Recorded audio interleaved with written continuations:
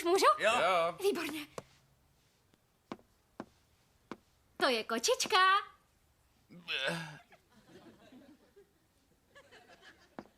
Probůh, co tomu je? Co to sakra je? No, to je kočka. Tohle není kočka. To teda je. Proč je ale na ruby?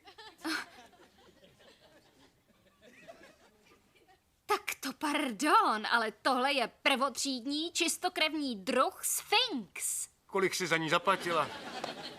No, bylo to trochu přehnaný, ale dali mi slevu. Jo, tak kolik? 1000 babek.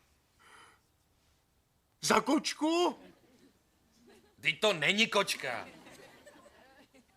Tak heleďte se, míčkaři. Moje babička takovou měla, když jsem byla malá a byla to ta nejpřítulnější kočka, prostě rozkošná. Seděla mi na klíně a předla celý den. A já tahala po zemi provázek a ona ho honila. To dělají i chlupatý kočky. To není kočka. Ale je. Kluci, mám z ní fakt radost, jo? Je mi jedno, co si myslíte. A teď jdu udělat záchůdek pro paní Fousnovou. Jak jí mám říkat, chlupáčku? Jo? Co dělá ta kočka v mý míse? To není ona, to je kuře.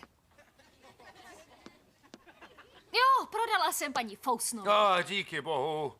A dostala si prachy? Jo, $1500. Páni, ještě si na tom vydělala. Jsem tu pro ten polštářek. Jo, jistě. Tady je. Díky, Rachel. Za nic. A nezapomeň, že ji můžeš přijít kdykoliv navštívit. Jo, určitě, jasně, přijdu. Hele, tak co to je? Nějaký druh hada?